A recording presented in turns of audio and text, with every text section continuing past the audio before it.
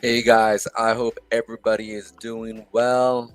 I am having a grand old time. The markets are definitely kind of doing the things that I expected that it was going to do. We were going to see an up push and then a turnaround here. So it's really kind of interesting to see what they're actually doing here. Um, One of the things that I feel like they're definitely doing, which is really interesting. Or not really interesting, but more or less kind of like one of those things that I kind of expected with them. Just simply by yesterday we saw the push up, right? And then now we're seeing the sell off today. Um, it's nothing, it's nothing too big, but just it's just kind of like what they do, right? They push it up to push it down to push it back up, right? So it's one of those things that you want to just be able to gauge what's going on, and how to go about and do things. So it's just it's one of those things. I feel like if people actually understood more about that, that this is more of a everything that we are in. It doesn't matter what it is, whether commodities, the short term is always manipulated. Um, whether it is crude oil, whether it is stock market, if anything, the stock market, I feel like it can be more manipulated than anything else. I mean, you talk about silver being manipulated. On the short term, I think I need to show off this thing with Jim Cramer. He goes in and he starts talking about primarily how short term wise everything's manipulated. And yes, the fundamentals do matter somewhat, over the long haul. But really, with them making money, it's really that's what it's about. Supply and demand does, and I mean the actual supply of gold and the or like so everything that you make, anything that is made, right, has a raw product, and that raw product has it costs money to hold it or to produce it.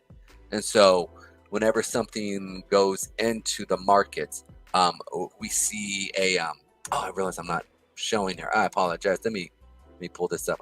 Give me one. I do not know why that's not working, but give me 1 second here. So whenever the market is moving overall, right? We know that we have a lot of things that kind of go along within the market. So when the prices, hey Ralphie, how you doing? It's good to see you, buddy. Um, so whenever commodities or whatever things are, whenever it is produced, it has a cost to produce that. And so when it no longer is advantageous for companies and people to produce, whether gold, whether it is silver, whether it's corn, whether it is poultry, or even now cryptocurrency is at a different stage right now. We really don't have a production cost except for the mining aspect of things, right? Where you got to mine a certain amount of Bitcoin, and it costs you for the mining and everything like that. A little bit more money or a lot of money, right, to produce it. So right now we see that Bitcoin right now is it doesn't cost it's costing you more money, right, because your electric bill is still the same price, but the amount of Bitcoin that you're getting price wise is a lot. Actually, you're getting more Bitcoin, but your profitability isn't as high, right? So that is a cost of doing business for it. So when you start to have those type of things where something is cheap, and there's what I'm getting to is that people, right?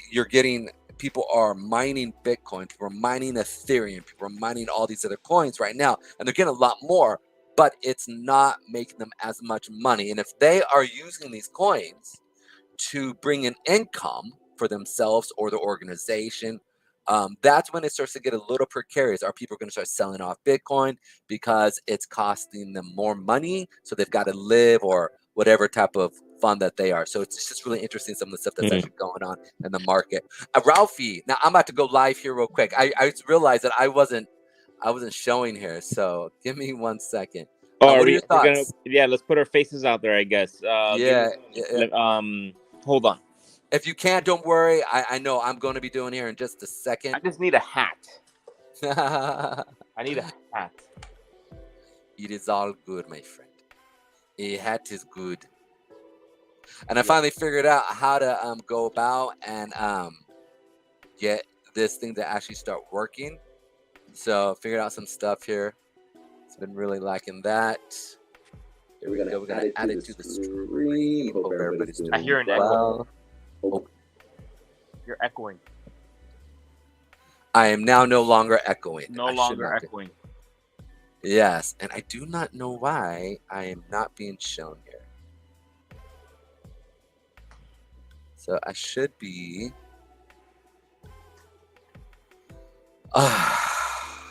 Now what is the deal? Always something, huh? You know what? I have to admit, man, when it comes to this stuff, it is fun though. I have to admit, it is fun. I like it. It does bring a.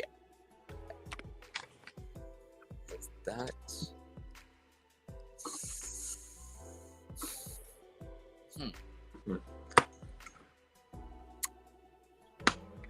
Let's go ahead. Let's see if this works. Can you see me? I can see you, my friend. How was your weekend, man?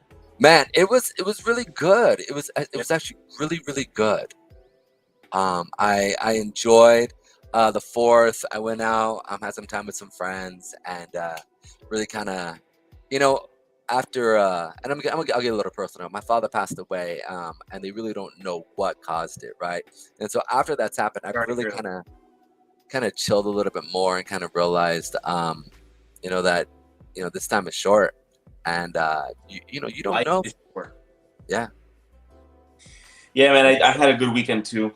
I would say that good time with family. Yeah, and family is very important. Sometimes we gotta reconnect with that side of ourselves, right? Yeah, it's real important, because I mean, if life is all about charts and money, yeah, it really doesn't matter, right? Like, it just money, obviously you don't want to be impoverished, right? I don't, but in the same sense, it's one of those things that I feel like, what's the word I want to use? Life has more meaning, right? Because I've seen poor people who are very happy, and I've seen rich people who are very happy, right? So money doesn't make you happy. I guess what I'm trying to say. That's really what I'm trying to say. 100%, man. Oh yeah, 100%. So, yep. You were talking about like commodities and stuff like that earlier, with the incentives to produce these commodities, like mining gold and stuff. Mm-hmm. Did you hear about Uganda? What they found? No. Oh, the hill of gold. No, that was in Congo. Was it Congo? I don't know, but they found trillions of dollars worth of gold deposits. Yes. Yeah, that was. I believe that was in Congo, the Republic of Congo, and this was a while back ago, right? This was almost a year ago, maybe a year and a half ago. Or are you talking something earlier? This is something that I think is relatively new news. Ooh, really? Let's pull that up here. Let's pull it up. Put yeah. Uganda Actually, real gold. quick. Uganda. Let me go ahead and just read through this here real quick. So this is a disclaimer. This is no investment advice. The information provided on this video and website and live stream does not constitute as investment advice, financial advice, trading advice, or any other sort of advice, and should not treat any other video and website content as such. Meme Chain Capital, I need to change that. Meme Chain Capital and Moonrock guests do not recommend that any cryptocurrency or any other asset that are mentioned should be bought or sold or held by the viewer or listener. Do conduct your own due diligence and consult your financial advisor before making any investment decisions. I am not a financial advisor, and this content is only meant as entertainment purposes. Please consult a tax professional, and any gains or losses as a result of investing into crypto or any assets investment or any asset investment in. This is not financial advice, but it is for entertainment and social educational purposes only. Perfect. Ugh, what a mouthful there. Blah, blah, blah, blah. That's Make sure to skip over that part, guys, for whoever's watching. No, I'm just kidding. you But got no, because that's an important piece, right? Because if I say Yes. buy Moonrock, am I now free of any legal issues? If I say buy Moonrock, like Well, you the should thing buy is, Moonrock, right? If I say no, yeah, that, but we don't want to do that, right? Because am I then free we of- are. I'm messing with you, guys. I was just kidding. That was the entertainment portion of his dialogue. Yeah, guys, go ahead. I mean, but this is not Little bit of financial entertainment there. a little entertainment. Uganda found gold. Let's see what's up. Uganda. There we go. If I could spell correctly. All right, here we go. All right. Trillions. Trillions. 31 million metrics 2 weeks ago. Whoa. What? 3 weeks ago, Uganda gold exports. That's why I'm not buying gold. Experts. Oh, yeah. Exports have been on the rise since opening the African gold refinery. And wow. So let's check out gold here real quick then. This is really interesting. Wow, Uganda claims. Okay, we gotta check this out. This is some crazy. Can you imagine, like, you get a bunch of miners out there trying to get all that gold? They're obviously going to try to control how much gold comes to market if they really found a significant deposit like that. Because, trying to mine that too fast will hurt the markets. You're going to bring too much supply. Well, I mean, with that amount of gold, dude, you're talking. I mean, they'll be mining that for years. I mean, I know the mountain of gold that they found last year, in the Congo. Yeah, in the Congo. And the continent of Africa has everything, Yeah. Like that continent. I almost, I'm getting so many ideas right now. 31 million. But the continent of Tony, Africa has everything, man. They don't need to import anything. They don't. Dude, it's one of the biggest exploitations of nations that a lot of the Western culture is doing. I mean, it's sad, right? Because you could see, I mean, some of the most strongest and hardest workers of people that I know, honestly, are African. They come over from Uganda, from Botswana, I met somebody from Djibouti. I forget what it is. I mean, they come in, and a lot of them are very well educated. I mean, they've got master's degrees, doctor degrees, and they got to start low because they come from Africa, so it doesn't translate. So they're going to school, air quote, educating themselves, right? They've got to, they got to funnel into the American culture. And listen, I'm all for that, right? I get it. I understand why, but sometimes I feel like it's a little, if you got the skill set and you show, right? Like, oh yeah, and you're able to just dictate just mounds and mounds of information. I don't see why can't they just take the test, right? Like, give them the test. If they pass the bar, if they pass these certain things, right? Well, give it to them if they have the information, but we've got to make them a lot. Anyways, this guy was actually telling me how he literally he has a doctorate degree, and this is all side note. Long story short, there is a lot of craziness that the Western hemisphere places upon. What I think is that, like, I think the powers that be try to keep the countries in some of these continents separate, right? Like in some sort of power struggle between each individual country. And also there's issues between those countries that exist already. But the point is, it's not in the other superpower world interests for the whole continent of Africa to unite. Absolutely. And make things happen. Man, they got power. Dude, like if all the countries in Africa united and said, hey, we're going to work together. Oh my gosh. Dude, it would be done. Like, game over, dude. Dude, they would. I mean, they've got the drive, they've got the hustle. I mean, yeah, you got the hustle. Exactly. You got human resource, right?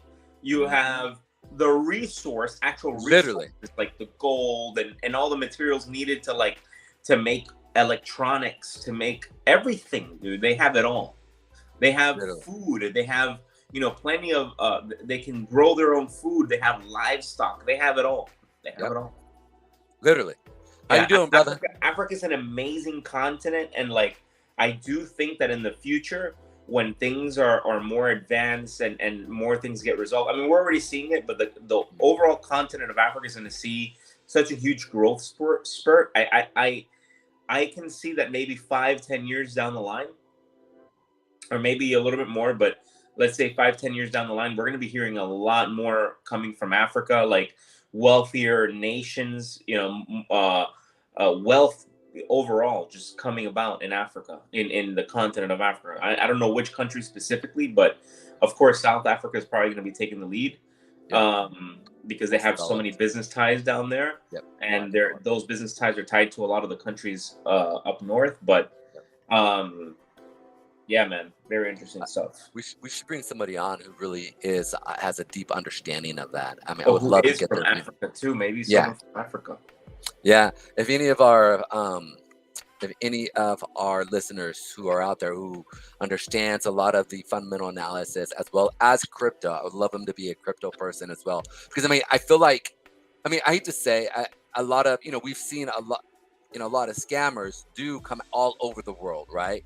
And I've seen some from Africa, but I thought to myself, man, some of these guys are making a lot of money, right? Scamming, like millions and millions of dollars, right?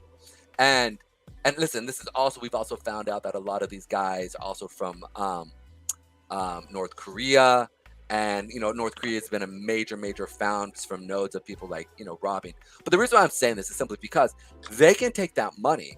We know that the Kennedys took booze money, right, and created their empire, right? We unfortunately, that's a lot of businesses in Chicago and now worldwide now we're based out of the prohibition, right? A lot of money that was made there. So there's always weird things how things are built, right? Like America in World War II, right? Did a lot of our businesses did business with the Nazis as well as with their allies, right? They were funneling both ways. Mercedes, BMW. Yeah, BMW, Mercedes. It's just how it works. But I say this because we're going to see another flourishment of people who have money, right? Who want to put it together, right? Who want to implement it in a right way, and then sooner or later, or maybe their kids, whoever, right? But we're going to see that, and that's going to be a lot of money is going to be used in crypto. I feel like, that's coming, man. And bro, it's 300. Look at this is crazy. The spokesperson further noted that 320,158, and I believe it's Tony's, of refined gold could be mined immediately, and the Chinese company called Wagai, forgive me, mining is already planning to mine in the area. Wagai just got its gold production license in March of 2022, and it is set up for a 21-year mining lease with officials from the boost. What's up? You telling me that a Chinese company is going to take advantage of the whole thing? Yep, that's what it looks like. Yeah. Yep, absolutely. And you can see right here that they're right there. So listen, if you're from China and you're watching this, no offense. I was kind of rooting for the people of that country. Absolutely. Like, I'm sure they're going to get something out of it.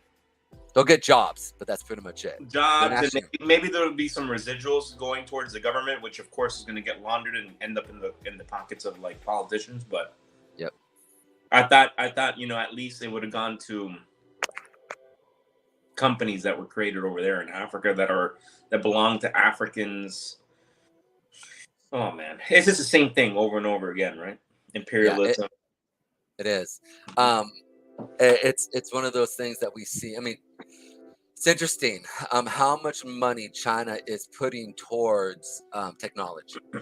They're putting trillions of dollars yearly. I know that they're putting at least $1 trillion into creating, as a nation, the first quantum computer, right? They're putting $1 trillion also into AI, right? whereas the majority of our money goes into the defense. Half of our money that we make here in America as a country goes into defense and building bombs. And I think a lot could be said to the idea that if we were to follow something that China is doing right, we could really expound right and incorporate crypto with it instead of just staying in the old way of doing things. I feel like America is going to be like, some companies out there, right? If we don't pick up our pace and really start putting money towards innovations within certain things, we'll definitely fall back behind. Yeah. And we could have been in Africa. We could have been out there really, but China within the last 10 years has really just swept in, helped out with a lot of loans into Africa at large, and has come in and really starting to develop a lot of stuff within the region, in Africa, many regions. South America, Yeah, man. Africa, both. China has been Huge. super aggressive in South America and Africa. I mean, like for example, like I know in South America, Chinese have been taking over like so many resource hubs, I guess you want to call, like gold areas of gold and oil, and even rights to certain waters in the ocean around certain countries, to do fishing, to Yes. do commercial fishing. Like, dude, they're taking over. Well, what's interesting is that we as a people, because we do have autonomy kind of over ourselves and where we want to work, we as a people could very much take over. I mean, China's giving them loans, right, and getting them going, but we as a people could start innovating with many of these third world countries and get over there and really start help building them out over a long haul. This very much could be very profitable. Like, it's real simple. It's not that hard. Just reach out, develop a way for people to go through and connect with them, right? Say, hey, I've got a business out here in America. I'd love for you to do business with me. I see what you're doing. I'd love to bring your products to market. I don't think that would be, I think it would be really wise. And then as we build relationships, we would see a grow and a connection there. You know what I'm saying? I don't know. It just wouldn't, because ultimately what's happening is that's really what's going on, is that China is just simply selling the goods of Africa to us. It's really and obviously there's a lot more complications there. There's tariffs, there's a bunch of other things that come along with that. But man, Americans, we're brilliant when we want to make money, right? That's one thing I've realized, that we are brilliant. We know how to make money and we know how to do it efficiently. I was talking with another guy. He actually is a brilliant man. Anyways, getting off topic here. Let's talk a little bit more about so what do you think about the crypto lender Vlad offering a lifeline a day after suspending withdrawals? What do you think about that? Vlad was not the first distressed crypto platform that was found itself under Nexio's Ambition consolidation plan. This just came out about an hour ago. What are your thoughts on that? Can you post it? Can you put it up? Yeah. Let me post it up here real quick. Boom. Copy. Here it is. Boom. There's a storm behind me. That's beautiful. I can hear the rain. Here we are. Yeah, I just put it in, and this is really interesting, man. What they're actually doing, they're coming in, they're helping see things out. I mean, Nexo said in the new release Tuesday that the companies had signed a term sheet that would allow the London-based platform to purchase as much as 100% of Bald's,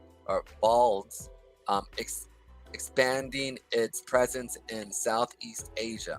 Can you most bring of sing- this window so we can all see it? Oh The yeah. Let me put it right here. Right. Next, it said in the news release Tuesday that the companies had signed a term sheet that would allow the London-based platform to purchase as much as 100% of Bald, sorry, explaining its presence in Southeast Asia. Most of Singapore-based Vlad's staff is based in India. On Monday, Vlad's chief of executive Darshan Bathija, forgive me for mispronouncing your guys' names, announced that the platform has suspended all withdrawals, trading, and deposits for its 800,000 members since June 12th. He said more than 197.7 million had been withdrawn amid a broader industry meltdown, including the zeroing of Terra USD stablecoin. The withdrawals freeze by crypto bank Celsius and the crypto-focused hedge fund Three Arrows Capital falling into liquidity. And we were talking about this, right? They're gonna start. We're gonna start seeing, and we've talked about going actually onto some exchanges, but we want to wait. We're almost holding back, right? Because we want to see. Yeah, man. I mean, We're gonna see. there are tons of exchanges right now that Mhm. are looking at their balance sheets, looking at their cash flow, Underwater. themselves OMG. And they're coming Underwater. to us, right? The ones that before were wanted to charge us $70,000, Yeah, literally. right? And they're coming to us and they're like, 10. We'll take 10. Yeah, literally. It's like, Like, whoa. like, yeah, and that's I the mean, part it's tempting. It's tempting. but we don't And know. yeah, it'll get us some notoriety, maybe a little bit of marketing push right at Moonrock. But it might just go to waste. Yeah. Well, and what would happen to those coins, right? They'd be caught up in liquidity, right? They'd be caught up there. They might even sell it to try to, Yeah. deal with their issues. And then most importantly, what about the token holders? Yep. That they end up trusting that exchange because Moonrock lists there, right? They move their tokens there, now it's stuck and they can't get it out and they lose all their money. And then that exchange, let's say they end up liquidating those tokens. That's the part that's so sad, right? That we can't. Sometimes it's just a part of the organ. So yeah, we're definitely holding back. We're definitely watching. We're definitely paying attention to a lot of this stuff. And to bring this up, we're definitely seeing. And I'll bring this up also. So I have a. Wait, can we put a disclaimer right now? Say again. Let's put a disclaimer right now, guys. Oh yeah. This is just general advice. Crypto advice. You should not have assets in exchanges right now. Yeah. You should not. You need to be self-custodying your stuff. Of course, take all the security measures necessary. Write down your private keys. Do not share your private keys. Get a cold storage wallet. Put it in there. Get multiple factor authentication. Get multiple signature wallets. I mean, everything you got to do, but custody your own stuff. That means take control of your assets. Do not put your assets in an exchange, whether it's your ETH, your BNB, your Sol, whatever it is. Do not leave it in an exchange. If you do that, you're running the risk of losing it all. It's interesting. You're bringing up the self-storage and stuff like that. There's an actual article on TechRound.co UK, and they actually talk about how in 2022 they've seen 81 million users actually create new wallets, and people are going into self-storage. So it's very interesting. And why they're talking about why is the crypto market so volatile? That just goes over, but they name basically. There's a huge surge in basically Google searches, as well as wallets being opened up and being created, and things transferring out of central exchanges into private wallets. I mean, we've seen during and I forget what it's called. during this we'll just say during the bear market crypto winter. There we go. During the crypto winter, we're definitely been seeing people pulling out of exchanges and putting their money into wallets and understanding more about crypto, right? If you go and you buy Shiba Inu off of, let's say, crypto.com, you're only getting maybe 1 or 2% annually, right? Maybe 3%. Actually, I don't even think you can do that. I think crypto.com actually removed almost all of the ability to stake, right? And you're gonna see that Many more other and more. coins. There's gonna be less staking going on, and everyone's going to be right now. Every exchange, every project, if they aren't yet, then they will be looking at staking mechanisms, the rewards, the incentives, and modifying it quite a bit to make sure that they don't make the mistakes that have been occurring recently with staking and maybe too much reward. Because it might seem interesting, to receive a reward in the double digits or the triple digits, however, seeing how things are rolling out now, a lot of the projects that are being affected quite a bit are the ones that have been, dealing out some of these large rewards from multiple aspects of that. So you have the one aspect that these projects are lenders, and then they are providing a lot of reward for staking so that they can provide liquidity for their lending solutions. And then the lending solutions end up getting called. Hacked. Yep. Yeah, or no, well, I mean hacked, but also called. Like basically there is not enough liquidity within their backside. Well, or they don't necessarily have the money, right? Or no? They get liquidated. They get liquidated. Basically, after the asset, the underlying asset for the loan goes down below a certain value, the customer who took the loan ends up getting liquidated, and then depending on how the manager of that asset, so the entity that created the protocol, manages the assets for growth, investment, whatever, they might also get liquidated. And that's where you see the issues coming up with Celsius, and then the investors that put up the liquidity to provide those loans and in turn gets interest, now is not receiving anything. They're not getting neither the interest or the principal or whatever that they put up, right? So you have to look at that aspect, and then you look up another aspect, which is the too much reward can cause people during a time like this where there's a lot of turmoil, there's a lot of negativity, FUD, all that stuff. It causes some of these people to cash out, right? And when they're cashing out not just their principal, they're cashing out some of this reward, which are new tokens that weren't in circulation before, and now is depleting the liquidity that was originally set into the market to keep a balance of price. But now these new tokens are going in and depleting the liquidity even further, meaning that now people are racing towards selling the tokens that they have at their disposal, trying to sell before the last guy or the first guy, any of these guys, so that they can get as much out in liquidity as possible for themselves, meaning that it causes a bigger dip in the market. So we have to be very careful as to how we incentivize. I mean, just look at this. Ethereum rewards right now for ETH2 staking is somewhere between 4 and 5%. And people are happy with that. Yeah, well, people are happy with that.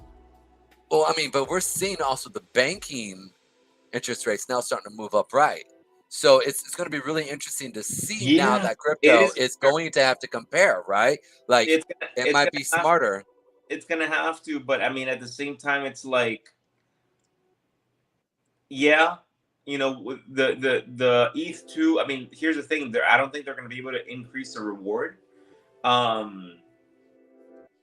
What I do think is that more capital To appreciation keep versus to keep the balance in crypto, um, they're just gonna have to.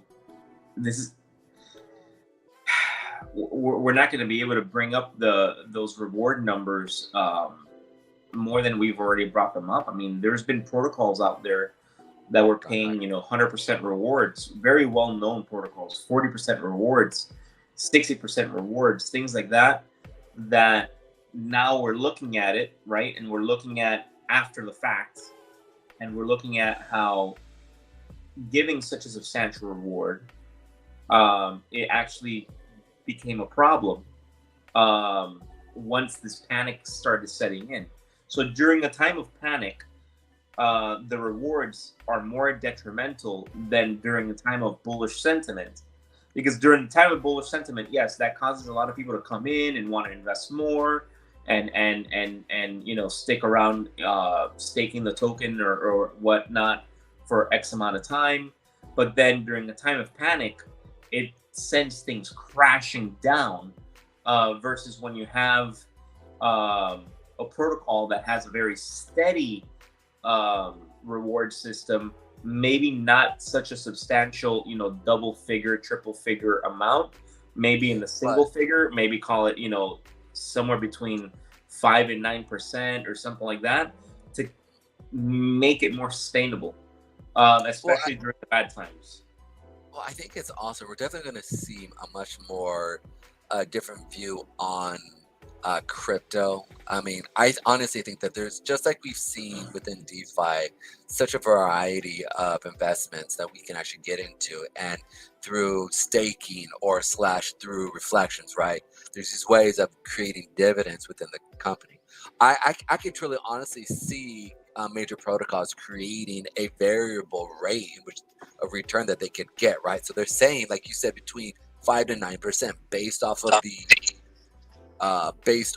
of its. You're familiar with index funds, right? And then and also they have what do you call? There's insurance products that basically give you up to, but between a certain level, based off of what the product does, right?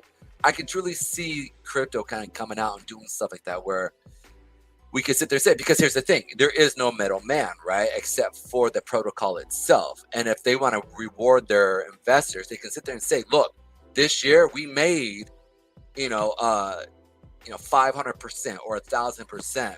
We're going to kick off maybe 200% to you guys and put the rest into long-term storage, right? Where we will kick off for holders. And I can truly see how, over the long haul, this could be more based like an insurance. So when you pass away, then that money gets pushed to your kids, and then it increases the viability of kicking off a return for the client, just simply because there aren't any banks. There's not the Fed coming and messing with your rates. You can go through as a crypto project and really balance and make sure, say, listen, right now, we need you can put away for crypto winter, right? Because crypto winter ain't going away. It's the process of Bitcoin halving and the whole entire thing that correlates with that. So I can truly see from a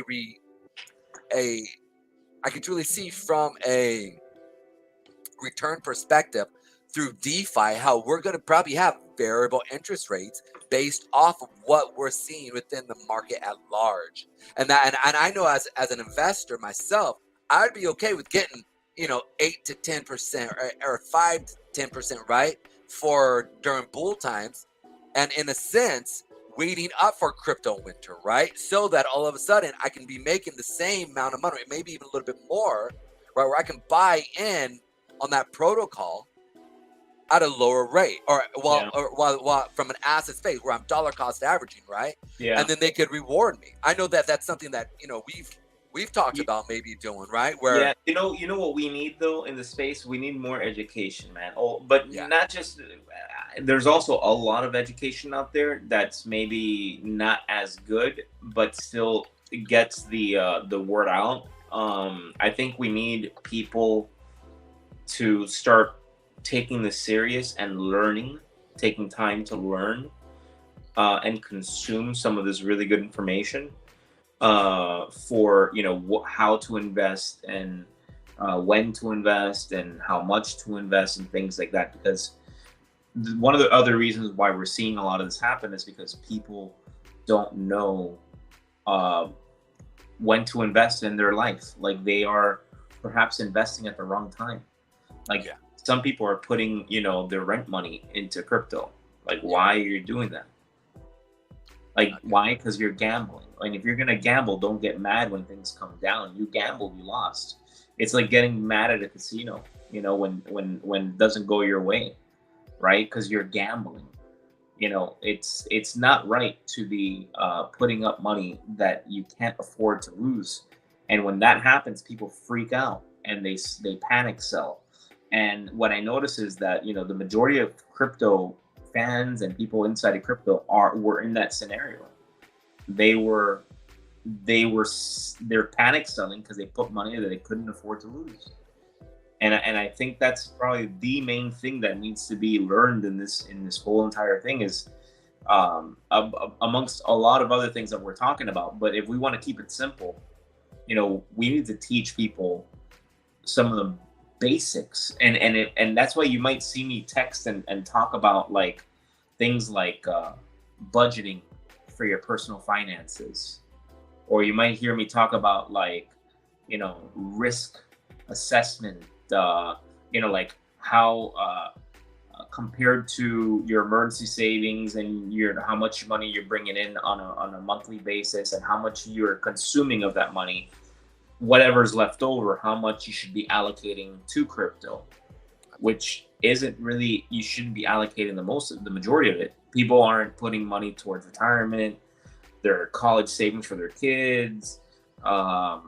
If they're not putting, money towards other goals that they may have, like buying a house and all that stuff, then they need to focus on that first, and then they can put a small portion into crypto.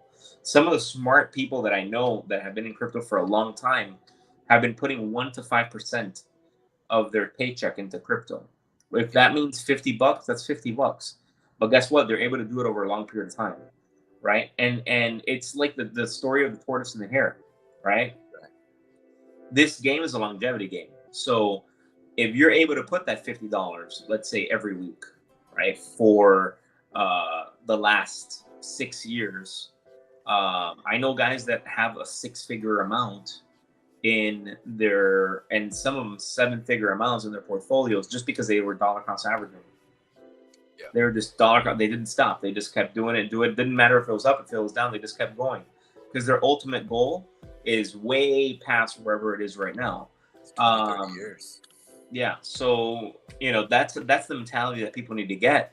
But people are way too concerned about the short term. And we would see that at Moonrock, right? We would see that in the chats where people would be like, put more money towards marketing. It's like, unfortunately, we did listen to some of those people, like, to, and it was honestly, some of the learning lessons is you can't listen to those people all the time because they don't know what's good for the project. They don't know what's good for, like, they only know what's good for them in the short run, and it might not even work when they're trying to do it, right? They might want you to get a certain influencer that can pump up the price for one day so they can sell off, and then they're gone. And so they don't care about the technology we're trying to build. They don't care about anything. And that goes on for a lot of other products, right? So we have to be very, very careful as to, like, what kind of information we're taking in and how we're making decisions based off of that information and the feedback. And but overall, I just think it takes education, man. We need to educate people. We need to I agree with that. The whole space. What are we looking at? What is that? Bitcoin? No, so this is actually, so me, I'm always looking at the fullness, right? So we've seen some major sell-offs within China because of COVID, right? We've seen some major just push downs, right? As well as the whole entire war in Russia with all of the tariffs as well as sanctions, right? We just saw a huge sell-off within within Russia. So I'm looking at them because they're almost 50% 60% down. Is right? that a daily? I mean, what No, this is a weekly. This is a weekly. Yeah, so for I'm what? looking at For for Russia? yeah, for Russia. So I mean, I just pulled up and I wasn't. Well, I mean that makes sense. Yeah. That's like the onset of the Ukraine war and all that Yeah, stuff. exactly. And now, Exactly. things are Well, not going so well. Man, you know what I read? Bro, I read a wait, study on I hear you. I want to hear your study. Give me a second. I also want to bring up also the idea of dollar cost averaging also, because we also need to also understand that when things are cheap, right, within the market, right? yeah. I want you to read that study. But the idea is this: is when you consider inflation and actually what's going on within the markets and how things are going, you need to adjust things for inflation. It's so important, right? Like, is it cheap or is it expensive, right? Like, it may look cheap, but it's still expensive, because if it's not adjusted for inflation, your thing's off, right? For your monetary, it's been flooded with money. It's pushed up. So the reason why I say that is because when you were talking about dollar cost averaging, I want to say dollar cost averaging, making sure your dollar cost averaging into good products, right? Good things that are going to be around, right? Stuff with utility, and additionally to that, stuff that is really, really good. So I'm bringing up right now, and I'm gonna bring up silver. Give me 1 second. You should bring up oil, man. That's actually one of the things I'm gonna do, because that idea is like real simple. So we have not, like, our silver mines we haven't really been building a lot of refineries here in America, right? And we've actually seen a lot of them degrade and falling apart. So these are really important ideas to consider, like, what is the real price of of crude oil? What is the real price? These are things, and to correlate that with crypto, what is the real price of crypto? Is Bitcoin really worth? And it's important to understand, because it's a limited resource. There's, was it 21 million coins, right? Yeah, 21 million to be mined. Yeah, and then after that, there's no more. Like, it's About not going to 100 be. years. Say again. It's gonna take about 100 years to mine the last coin. But what I'm trying to say is, every year we get closer, we know we run out, right? And as we keep getting to that point, you're going to see crypto, even though we are at a deep sell-off, many of the projects out there are 90%, 80%, right, of its value. Well, we could see another sell-off in Bitcoin, but the key thing here is to really look at that idea: is it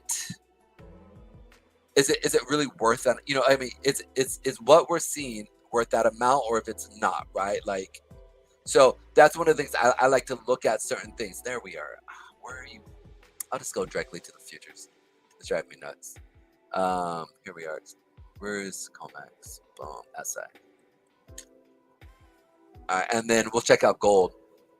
So those are some of the things to really consider when you're looking at a project, right? I don't know. What are your thoughts? Now, you were saying, what did you read? You were just telling me about Oil. Oil. All right, we'll pull up oil right now. CL. And look, the reason why I bring up things outside of crypto is because, and I've been saying this, all related. Guys, macroeconomics is going to affect. Now you see these influencers talk macroeconomics. How does it affect crypto? Yeah, because now they're seeing that the outside world, the outside world affects crypto, right? Because if things cost too much out there, then people will have less money to put into crypto. So one of the things is oil, gas. The gas price is obviously going to affect how much money you have left at the end of the month. And apparently, if this Russia-Ukraine conflict continues to go and nothing gets resolved, and we're producing the same amount of oil for the next, I think it was the next year, then oil prices can triple. They can go up 3.5 times where it is right now. Absolutely. That means the barrel right now is like somewhere around $110. The barrel can go up to like $380, $400. Yeah. Do you know how nuts that is? That is crazy. I've told people earlier, like at my church and stuff like that. I said, this was back when oil went to -40, right, in the futures market. I sat there and I said to myself, I understand that this is something that was created because of COVID, right? That the fact that nobody is driving. And then with the Feds funneling, trillions of dollars, not just into quantum easy, but also flooding the actual retail market for money, meaning us in our stimulus checks, right? Stimulus. We were going to see an offset of a huge increase of inflation. And I thought to myself, what is going to be, because the pendulum swung so hard to, I'm saying my left, you guys are right, swung so hard to my left, right? Yeah, because my right is right here, but on the screen it shows left. So I was like, to the left. It swung so hard to the left, right, that now it's swinging back to the right. And I'm thinking, how far? Because we never saw it even. I didn't know a commodity could go below zero. Me either. Right. So when it swung all the way to -40, I said that I was like, my coach actually wrote it. The guy who I had on, Chris Kuhlman, wrote it down, and he got out around like $2, $1.50, because he was scaling. And he wrote it pretty far. You know what I'm saying? Really high up there. He did very well for himself, very, very well, and he went in pretty big. That's amazing. I can't hear you, buddy. Oh, you got muted. It says right there you're muted. Right there it says mute. Unmute yourself. On your screen it says that you muted yourself. No. That's actually now I can hear you. Now I can hear you. Okay. Can you hear me now? Yeah. That's weird. That was really weird. All right. So we saw. Where did you hear me? Your buddy, your coach. Your coach. Yeah. Made a significant amount of money because he wrote it down. Yeah. So he got out. We're talking about oil here, guys. Yeah, oil. So he got out because he saw it bounce, and we started seeing some big wicks come in, right? And so he was like, all right, I'm out, right? He thought, okay, now it's going to turn around. But once it ticked at that zero mark, it basically went tick, retrace, and just shot down again. It sat there, and I was just watching. This is the first time I ever saw something like this ever, a commodity go down to basically nothing. It was one of those moments that I thought, what are the ramifications that are we going to see after this? Like, it swung so hard to the left. Now it's going to swing to the right, and the fact is that we've added so many bad factors to the economy. Your Austrian economics, I don't think can balance out the complexities of our economic situation. It's crazy, so it's one of those things that I'm sitting there just flying going, I look at this chart and I'm seeing maybe it might come back down to 80 or maybe 60, right? Might come back down to the means, but by no means do I think it's not going to go back up. What price is this right now? What are the daily? Oh, this is actually the weekly. The weekly. So we can look at the daily. Yeah, I like looking at the weekly when I'm, dude. I had my peak right here, dude. I was waiting. We came up here too. We're like, bink, and then we dropped, and then I haven't looked at it since. But look at that dope. Bye-bye. Anyways, okay. So this is the daily. So I can truly see us coming down into this junction area of 81. Primarily because I think around this area, also we have the 200 period moving average on the daily here, right? But it's still not a really good demand zone in this junction. We definitely have had buyers step in this area here, and we did put in this lower high. So for me, I can see us coming back down to maybe, I think we might have a pip stop at this 90 area, right? But ultimately, man, I see us coming back down to this 82, 81 area for gold, maybe 69, and then just seeing us just skyrocket in flight because, like, again, they haven't created any new ways of producing oil. Well, right? not just that. I mean, we have a government that's really not inclined to support Yeah. more oil production. So, if you don't produce more oil compared to what's being consumed, then you're going to end up getting affected by the markets. Markets Absolutely. continue to bring up the price.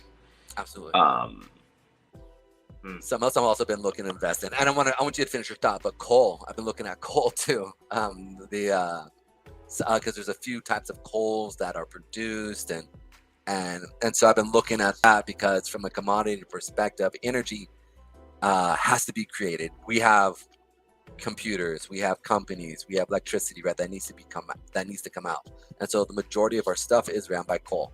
People don't want to hear that, but it's how we create our energy. It's just how it is.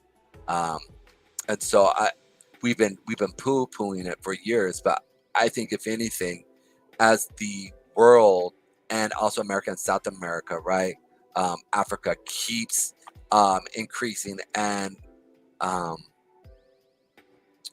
becoming more of a first world country, we're definitely going to see a need for electricity really increase, unless they come out with cold fusion, right? And all of a sudden it's like boom, it's a different story. But I hope some geniuses are birthed and are moving and working on this, right?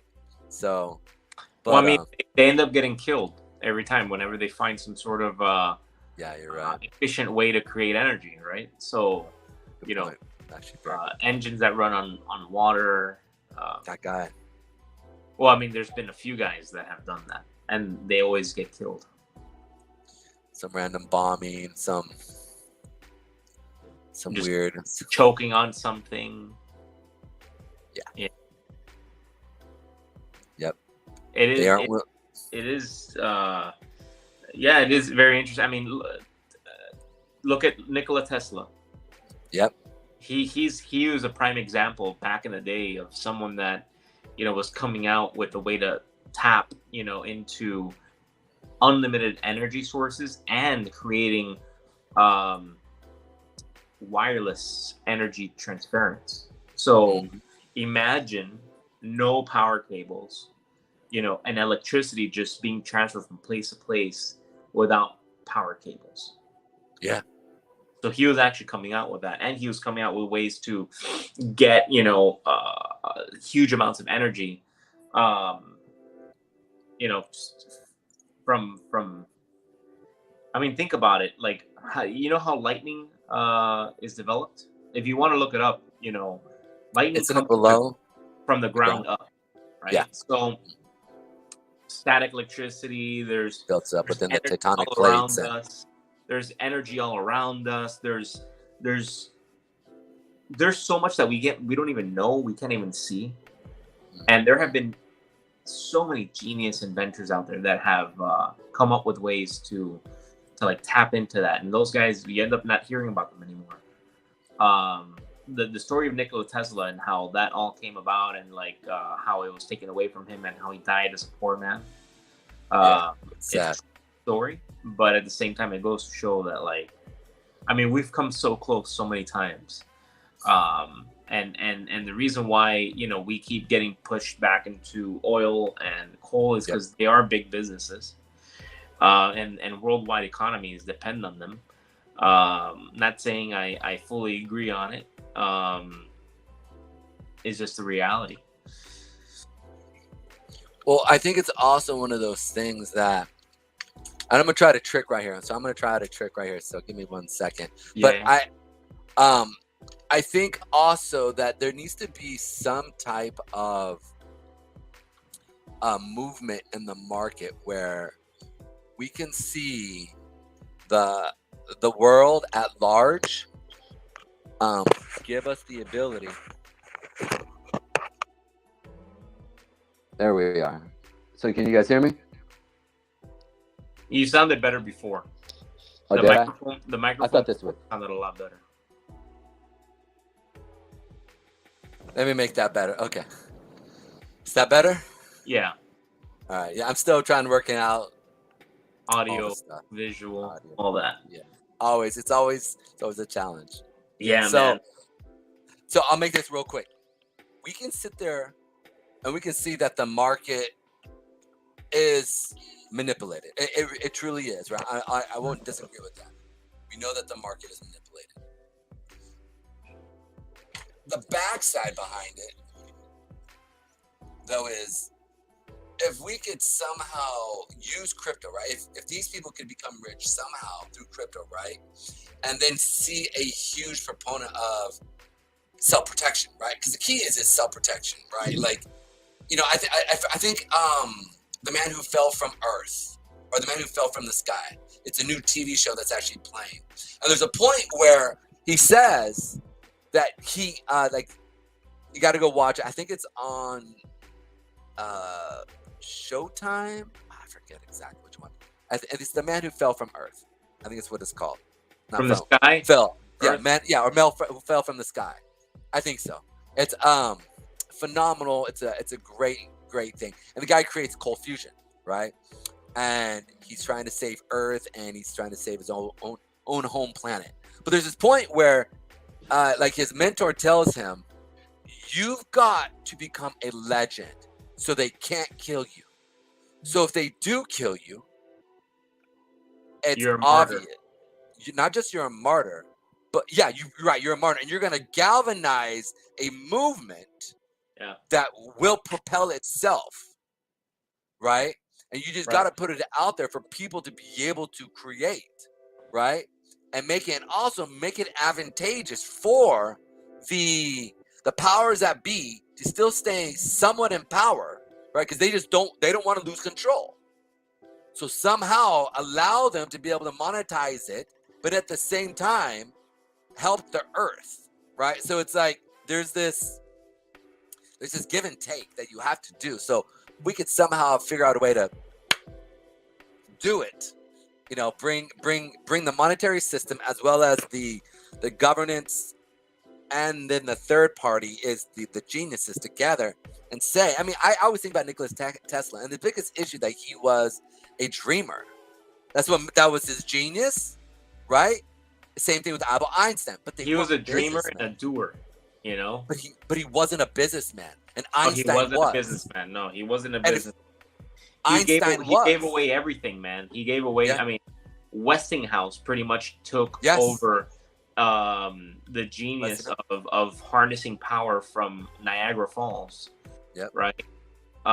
Which Nikola Tesla developed. Yeah. And you know, he had originally a deal with Westinghouse saying that he was going to get a certain amount of money per usage, right? Yeah. And that money resulted in him making, you know, it resulted in him making tons and tons of money. And to the point that Westinghouse was like, man, you know, like, you're really eating into my costs. You know, what can we do? What can we renegotiate? And Nikola Tesla just went, you know, full, you know, degen on the guy and was like, great way of saying it. Take it all. Yeah. Take it all. Great. You know, I mean, and like just trusting Westinghouse that Westinghouse would have his back, which ultimately Westinghouse did. I mean, you know, he's a businessman at heart, and he's just trying to make, you know, his investors money and himself money. And at the end of the day, he didn't look out for Nikola Tesla. Nikola Tesla ended up, you know, dying broke, along with, you know, some of his patents and inventions and things like that. But a lot of his invention, not some, a lot of his inventions got scrapped. He has some amazing stuff, and I mean, but that's besides the point. This is a history lesson here, but it is an interesting story. It is an interesting story, and I think that everyone should look into Nikola Tesla's story. There's a lot to learn from it, and then, you know, even looking at, here's something I love doing. I love learning as much as I can from back in the day, the 1930s, that time frame. Looking into the Rockefellers, the Rothschilds, the Westinghouses, the Vanderbilts. I mean, I love learning about these huge business magnates from back in the day, because you can really learn a lot from their families, from their mindsets, like how they came about, and you can take that and apply it to today, right? So I'm a really big history buff, especially when it comes to those types of things in history. And it gives you a perspective of like why things are happening the way they are today, right? It gives you a perspective of like where things can go into the future. But like if you're really into the markets, and you want to do fundamental analysis and stuff like that, learning a lot about market history can give you an edge. By knowing the past, you can kind of take some of those lessons and use it in the future, to see, if we're hitting certain things that we hit back in certain recessions or the depression or during certain market cycles, and then see like where we are right now and say, oh, we might go through this thing again because the same patterns occurred in 1932, et cetera, or 1988 or whatever. And now we're going through the same patterns, and here's what happened last time. Now we have a higher probability of XYZ happening this time. So that's why I like talking about the history component of things, because it does have a lot to do with analysis. Yes, I agree. Absolutely. Especially from the fundamental analysis, absolutely. It's interesting. I'm looking at copper here. So copper is in the price of mining, right? And as we understand, like I like to think about mining, and you want to correlate the mining aspect of Bitcoin, right, with copper primarily, as well as with gold and silver, because a lot of the servers and a lot of the come on, why am I forgetting what it's called? Wow, I'm forgetting what it's called. But the things that basically cause things to be able to mine, computers to mine, those are all made from gold, silver, copper, right? And so also to understand what is going on with it, because if you can sit there and gauge from a price point of where we're about to turn around at, you can actually go in and start to buy like not servers. What do they call that mine? Why am I forgetting what it's called? Are you talking about video cards? Thank you, video cards. I appreciate that. Thank you. All the video cards that they use. The graphic cards. The graphic cards. Yes, NVIDIA. They use and they look at the price of copper, right? They're going in, and so they're actually I think they're purposely manipulating, because another thing that we want to talk about is copper mines. Copper mines we haven't really been creating new copper mines. We've been mining the same old ones, and they're about 40, 50 years old. So the price of copper that we're seeing right now as they come out, because we're going to need more copper, we're going to need more ways to be able to create a lot of these products, right? So this idea is real simple, is that the price of copper that I look at right now, I think this is cheap. I think this is real cheap, primarily because once they truly start to like kick off new mines, once they start kicking off new silver mines and stuff, the price of copper is going to go up. It has to, because again, the floor price of producing it has to go up. And if it doesn't, we're going to see it drop. We're going to see the same type of thing that we saw with crude oil, right? Where crude oil dropped below its actual value to create. They'll stop mining it. And all of a sudden, you'll see a bunch of supply even kick in. And so by the time that kicks in, we're going to see the prices of these video cards, mining, it's going to go up. Hence, then we'll see an increase of Bitcoin going up. It's just some of these things that just kind of correlate with each other, but they're not indirectly correlated with each other. I get what you're saying. Right? Yeah. And so all of these mechanisms work together. And so when I'm looking at the chart, right, because we're going to go into charts and how the institutions actually get in and get out, right? They do money circulation. What's it called? Money redistribution cycles within the market. So when a price movement goes up, because it's manipulated to push down, so they can buy lower to then push it even higher, right? So to be able to gauge when the market's moving in that aspect and seeing, and they use these major turning points, right? The 50 moving average, the 100, 200, 400, right? Moving averages that they use to say, all right, this is at a cheap price. Let's go ahead and get it, right? Like, look, It's perfect sense. We got a huge demand, a huge buyer zone on the monthly chart. Now, will it ever get here? I don't know, right? But this is where this is the mean. This is the mean of copper, around the 250 to 214 area. But I say this because I think this is an artificial bottom. I don't think this is a real bottom, but they've kept it here because, well, many of the companies need this right now. But because we have a decoupling of interest rates, right, and we're now seeing interest rates go up, right, which we haven't seen in how long? Almost like 15 years, right? 10 years, right? So it's this idea of interest rates working and how this all correlates to how crypto is going to move up, right? They all interact with each other. And so it's this beautiful thought process of trying to understand the full scope of the market. Ralphie, what are your thoughts? Am I being a mad scientist here? Probably am. He got a little busy here. But yeah, I'm looking at this and we can sit here and see kind of like when copper started moving down, right? Are you able to hear me? Yeah, I can hear you now. Yeah. Okay. So I was looking at the 10-year treasury when you mentioned that, and it got me kind of kicked off for a second. So the 10-year treasury yield has actually dropped significantly in the last few trading days. In the last few trading days. Now, the 10-year treasury had been rising quite a bit when the announcement, of rates increasing was happening. Look at the daily. Look at the daily on the 10-year treasury. This is 10-year. Okay. So that's the 10-year T-note. All right. So look at the pricing for that, and look how it's dropped. Oh, yeah, down here. Yeah. But here's the thing: we're seeing this increase, but where are we seeing it go to? We're seeing it come down into an area of buyers and sellers. So right here is where sellers are stepping in. These are major fundamental turning points and junctions, right?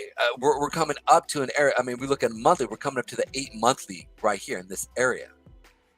Okay, so we did have a huge buyer wake step in, but like you said, interest rates are going up, which then you have your interest rates that are going up, which you have the bond, right, going down.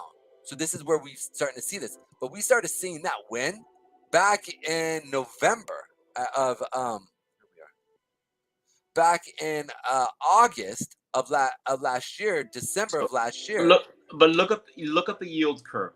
Just look at the yield curve, and it's starting to trend down because there's a lot of negative sentiment in the market. People thinking that there's going to be a recession and saying that we're already in a recession, which I happen to agree with, and not very happy with the Fed's decision in what they're doing with raising rates and the quantitative tightening.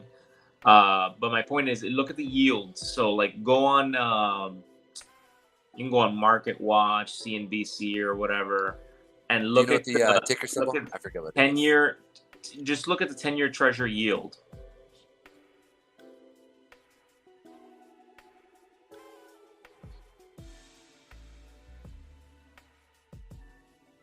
It's better. Like just like go on like I said, go to Market Watch. Look at the yield. Look at the yield. Or go on CNBC. Just put 10-year treasury yield on Google, and you'll start seeing the links. We are. And I actually got to go after this, but I wanted to show you this.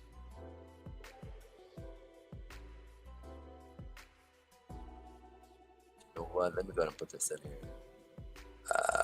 Right there. But it's right there. It's the first link that you see on that page. Oh, right here. Right here? Yeah, right there. Hit that.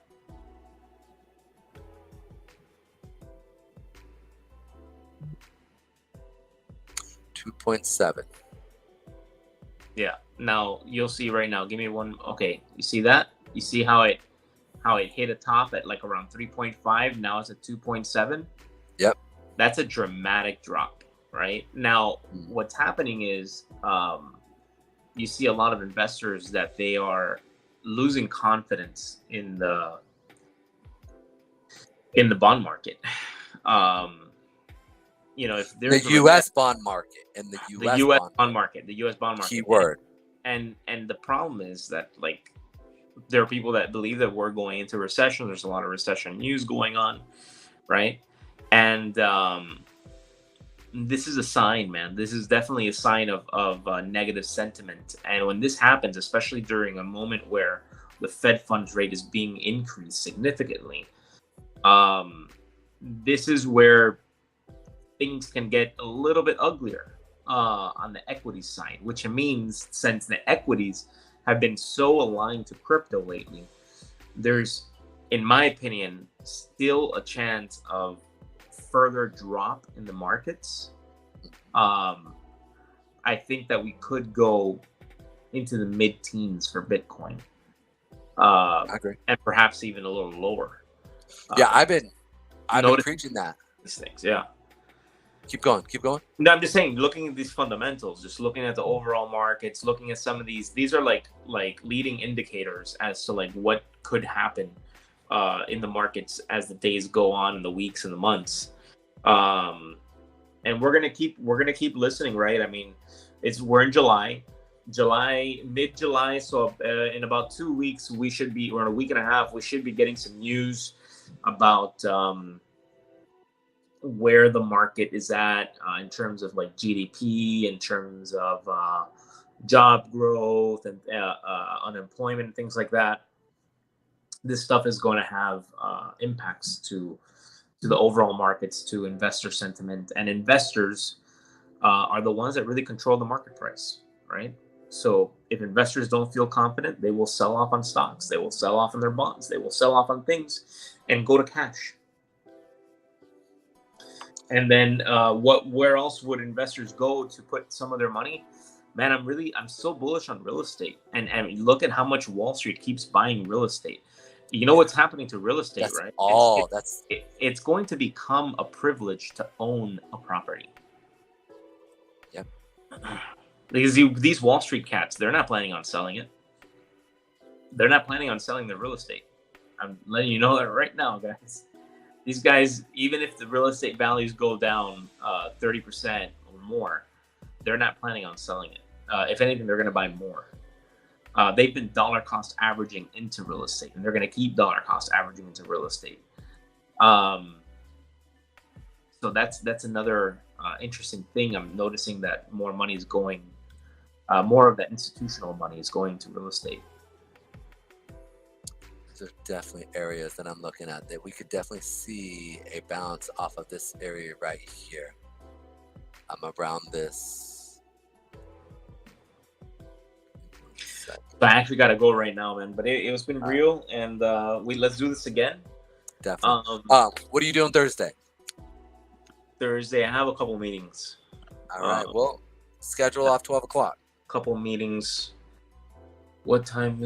Today's Tuesday, Wednesday, Thursday. Okay. Yeah, let me see what I can do. I know Thursday I do have a couple meetings. If anything, if your meetings are with guys who are in finance, bring them on. Say, hey, listen, I do a podcast. We going over the markets. Have them come on. Let them. There's nothing like getting somebody talking to actually help smooth things over even better. Yeah, I mean, perhaps.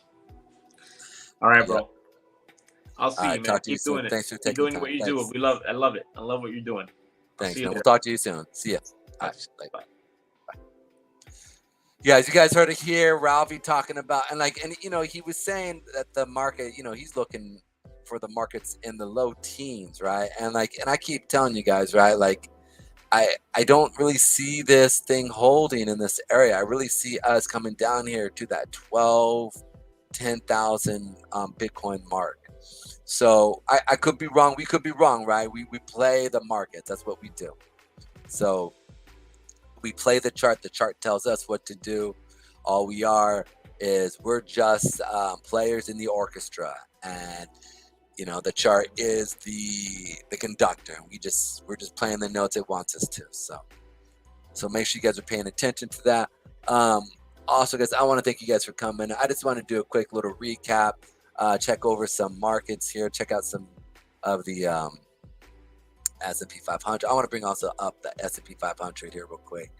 We did come up into our area here, that 8 moving average did sell off. I talked about last week how we're looking for it to come back up, retest our 8, and then sell off. So it's what it's doing. We'll find out what happens from here. But making sure that you guys are looking at this point here. If we do start to sell off even more, this 34 or this 35, 34.50 area here is looking pretty, the next maybe bounce point or turnaround here. We could very much see something in conjunction with this where it sells off, stops everybody else out, and then rallies up, and we'll see it go sideways. It all depends on how it's going to play off of this 8. Are we going to find support on this 8 moving average, or are we going to find support on this 200 period moving average in conjunction with this demand zone? So it's got some really interesting times that we're looking at. Again, this is that weekly chart, so make sure we're paying attention to that. Let's check out that daily chart here for the S&P 500. So we're bouncing off of this 8 or off of this 20 moving average.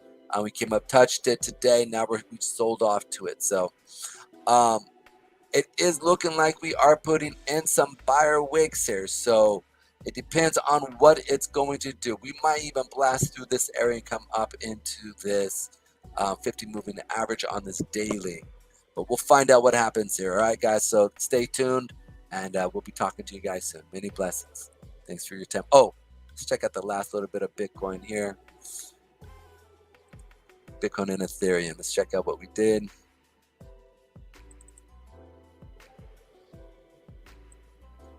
All right, guys, as we see here, we definitely did come up here. We hit the 20 moving average. I can see us then coming up to here. We did bounce off of this 20, which is basically the weekly's 8, or the 8's up here. Let's go ahead and pull this up here. We're definitely pulling out that 20 moving average here. So make sure that you guys are mindful of this. It definitely did hit it, but we did pierce it. So it could be fairly weak here. So make sure that if the market does start to rally back up, that we're looking to go long here. All right, let's check out our 5-minute.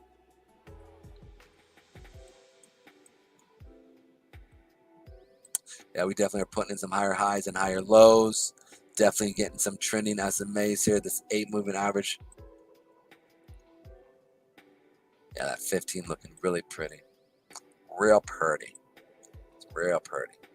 Anyways, guys, it's funny. I got long right in this area here and got out around here on the open for the 6:30 open or the 9:30 open. So I should have stuck with that trade. Anyways, was able to capture how many ticks? 30 ticks, I believe. No.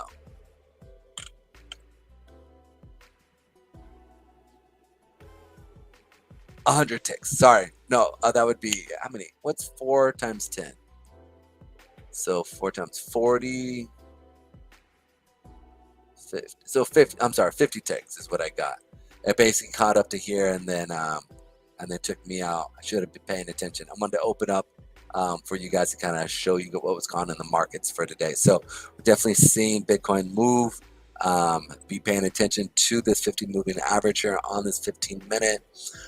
Also be looking for the higher time frames as well, because you can see how we're correlating the other higher time frame SMAs. So pay attention and don't hurt yourself. Make sure that you're paying attention to the chart if you're day trading. All right, guys, I'll talk to you guys soon. Many blessings, and I am out of here. Many blessings. We'll see you guys soon.